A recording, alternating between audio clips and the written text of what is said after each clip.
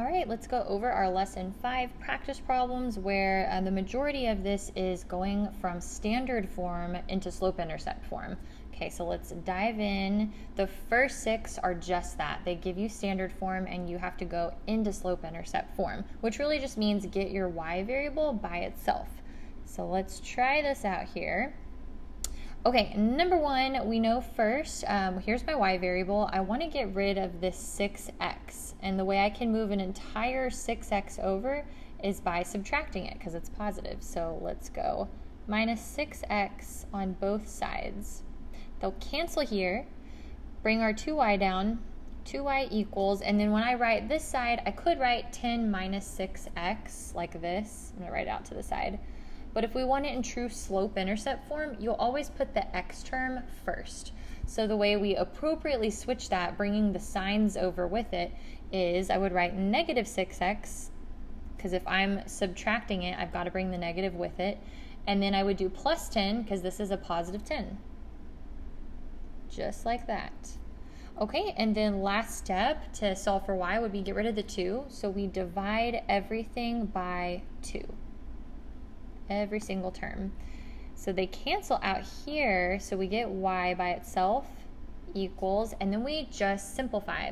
Now negative 6x divided by 2, I can do negative 6 divided by 2 to get negative 3, and then I just leave the x on the side. And then, of course, 10 divided by 2, that's just going to give me a positive 5. And that's fully in slope-intercept form. All right, let's try number 2. Here's my y variable. I want to first get rid of this x. It is positive, so I can subtract x from both sides.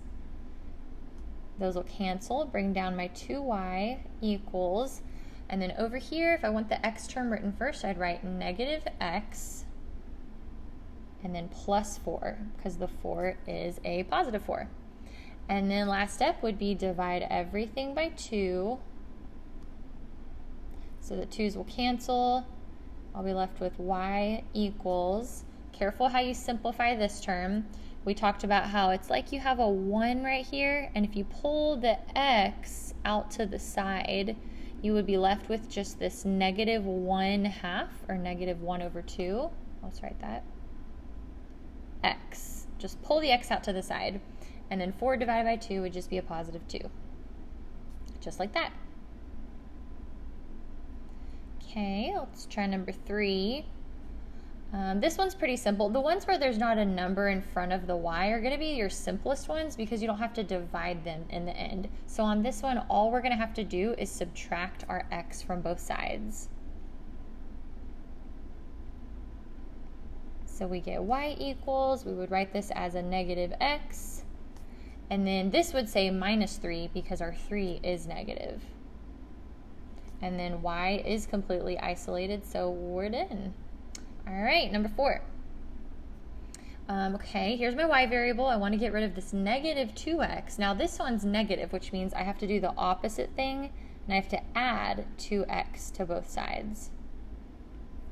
So those will cancel here, bring down my 3y equals, now this is I'm adding 2x, so the 2x is positive. So make sure you write down a positive 2x and then minus 6 because the 6 is negative. And then last step would be divide everything by 3. So the 3's will cancel and I get y equals. Now right here, the only thing you could simplify this by is just like bringing the x out to the side. The 2 over 3 can't simplify, so we'll leave it as 2 over 3x. And then basically we have a negative 6 divided by 3, which would be a negative 2. So I just write minus 2, and we're done. Okay, on to number 5. We got 2 left here. We know it's going to be an easier one because the y variable doesn't have a number in front of it. So to get rid of the 4x, it's positive, so I subtract it from both sides. And we get y equals, this would be negative 4x minus 1. And that's it. You know you're done when your y variable is all by itself, and then everything over here is fully simplified, which it is. All right, number 6. Here's my y variable. I want to first look at my 5x and get rid of that. It is positive, so I'm going to subtract it from both sides. Those will cancel. Now I bring down this negative 2y equals, and then careful the order that you write all this on this side. This would be negative 5x plus 14. Okay, now I need to divide everything by negative 2 to get rid of it on this side. And I'm going to get y equals, now careful with simplifying this, 5 over 2. 2 doesn't go evenly into it, so you can't really simplify that fraction. Don't write a decimal, don't write a mixed number, leave it as 5 over 2. And take a look at this. You do have a negative number divided by a negative number. That's going to result in a positive number. So you could get rid of the negatives and just leave it as 5 over 2, pull the x out to the side, just like that. Okay, and then over here, 14 divided by negative 2, that's just negative 7.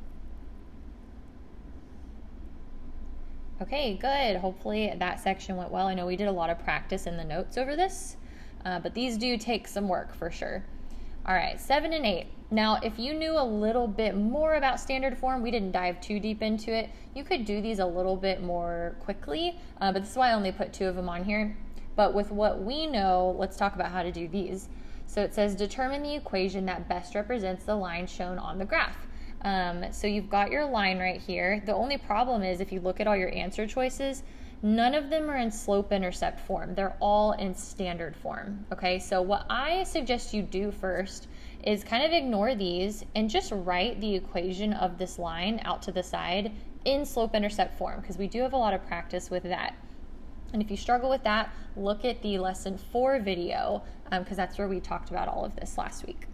Okay, so let's write the equation. We know we need an m, which is our slope. We know we need our b, which is our y-intercept. The b is always easy to locate. Let's locate that. That's just boom, right here where it goes through my y-axis. So my b is just positive 1. And then my m, I would need to pick another point. So I've got that point. I'll leave that one, and let me scan down here. It looks like it's going through a whole number coordinate right here. Make sure you pick those whole number coordinates that it's going through, not like some weird point like over here. All right, I've got 2 points. I'm going to start with the one furthest to the left, and I do my rise over run. So I would go down 1, 2, 3, 4, 5. So down 5, which means it's going to be a negative slope because I have to go down. Down 5 and over 1, 2, 3. Down 5 over 3. So negative 5 over 3. Okay, I've got my m, I've got my b, so if I wanted to full out like write the equation of this line, that would be, I'll do it like up here. That would be y equals negative 5 over 3x plus 1. Okay, so this is the equation of that line. That is basically your answer, except it's not in the correct form that they have on these answer choices. Now, the best way to do this would be if you know how to just manually take this equation that we got and move it into standard form yourself, and then you just find your answer choice. But we haven't talked enough about standard form yet to do that, so what I advise you is pick an answer choice, so whichever one you want to start with, and test it out. So move it into slope-intercept form, and if it doesn't match the equation you have, then you have to try another one. So worst case here is you have to do it on all 4 of them if you don't find it pretty quickly. But I have a feeling C is going to be our winner. So let's actually test out C. Okay, so let's test out this one. I'm going to pull that up here. I'm going to write 5x plus 3y equals 3. And I'm going to get this into slope-intercept form, just like we did on the top section. So first, I would subtract 5x from both sides. So those will cancel out here, and I would have 3y equals negative 5x plus 3. Then I would divide everything by 3. So those 3's cancel, and we get y equals, this would just be left as negative 5 over 3x, and then 3 divided by 3 would simplify to just 1, so plus 1. Let me box this and see, does it match the one that we created? Negative 5/3 x plus 1? Yes, it does. So that is the equation of our line. So we got lucky and guessed the correct answer choice, which means we don't have to try any others. Okay, great. Let's try number 8. So on this one, I would do the same thing, like off to the side. Go ahead and record your M and your B, and then write the equation of that line first. So my B is obviously right here. So let's see, what number is that? 1, 2, 3, 4, 5, 6, 7. So my B equals 7. And then pick any other point on the line. There's a ton to choose from. You could pick any of them. I could pick one really, really close to that one and just say right here, okay? So if these are my 2 points, I start the one furthest to the left. Rise over run would go up 1 over 1. 1 over 1, well, that's just 1, okay? If you picked another point, like let's say you had picked one way out here maybe, see what would happen. You can still go rise over run, up 1, 2, 3, 4, over 1, 2, 3, 4. Well, take a look at that number, 4 over 4, that still just reduces to 1. So no matter what 2 points you pick, it should reduce to a slope of 1. Okay, so let's write that equation then. So we would have y equals 1x, or just x, plus 7. Okay, so that is the equation of our line in slope-intercept form. Let's see if we can match it with the correct standard form. So again, pick one and do the math on it and see if it matches what we got. I have a feeling it's going to be answer choice A. So let's try that one. I'm going to pull that out to the side here. X minus 7. Let me write this out. Oh, I'll put it right here. No, I'll do it down here actually. X minus y equals -7. Okay, let's do the math on it. I might as well erase that arrow because that's not accurate. Okay, so on this one, I would subtract my x from both sides. It will cancel here and leave me with just, let me move it over a little bit, -y equals, and then over here, that would leave me with a -x minus 7. And then we said the best way to get rid of a negative on the y is just make it positive, but make sure you change the sign on everything else. So it'd be a positive x plus 7. That would be our equation. Let's see, does it match? Positive x plus 7, yes it does. Okay, and so since we found the one right off the bat, we don't have to try any others. All right, and the last part here, this should be probably a little bit easier than all of this stuff actually. You're just using slope formula to find the slope between 2 points. And some of you may have learned this before, so this is just review. So we know to use our slope formula if we want to write that down. Our slope formula is y2 minus y1 over x2 minus x1. Okay, let's go ahead and plug the numbers in. So if you want, you can label these. This would be like my x1 and my y1, and then this point would be my x2 and my y2. So on top of the fraction here would be y2 minus y1. So in this case, I would be doing 6 minus 9. Let's plug that in. 6 minus 9 all over my x2 minus x1. So my x2 is 1 minus x1, which is 4. So 1 minus 4. Okay, and then we simplify. So 6 minus 9, that's definitely a negative number. That's going to give me -3 over 1 minus 4, another negative number. That's going to give me actually also -3.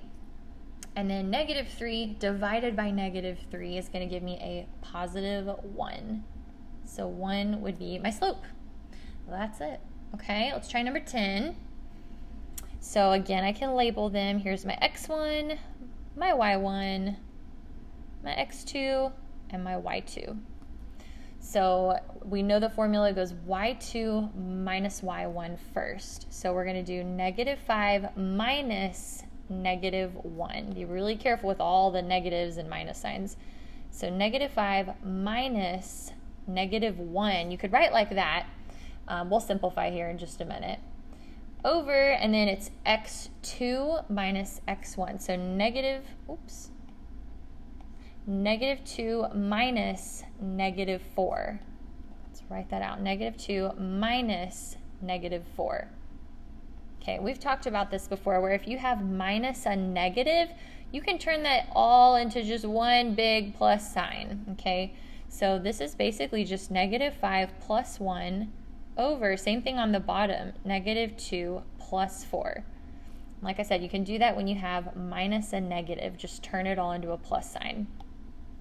Okay, and let's simplify from there. So -5 plus 1, that's going to give me -4 over -2 plus 4, that's going to give me a +2. And then you're simplifying the fraction -4 over 2, or -4 divided by 2, which is going to give us -2. Nice little whole number. All right, we're on our last one here. Ooh, this one might be kind of weird. Okay, let's look at it. We can label our points, x1, y1, if that is easier for you. Then you can always label them, x2, y2. Okay, we know up top it goes y2 minus y1. So in this case, that's going to be -9 minus 3 over, and then bottom is x2 minus x1. So 5 minus 5. You might be able to anticipate something kind of weird's going to happen here. Okay, let's do the math here. -9 minus 3, that's like -9 plus -3, which will give me -12 over 5 minus 5. Well, that's just 0. And if you try to do that in your calculator, you're definitely going to get an error message because you can never have 0 in the denominator. So think about what line what line happens where you get a 0 in the denominator when you do like rise over run. That's going to be our vertical lines, okay? And we say they have undefined slope. So if you plug this in your calculator, you get an error message. That means your answer is undefined.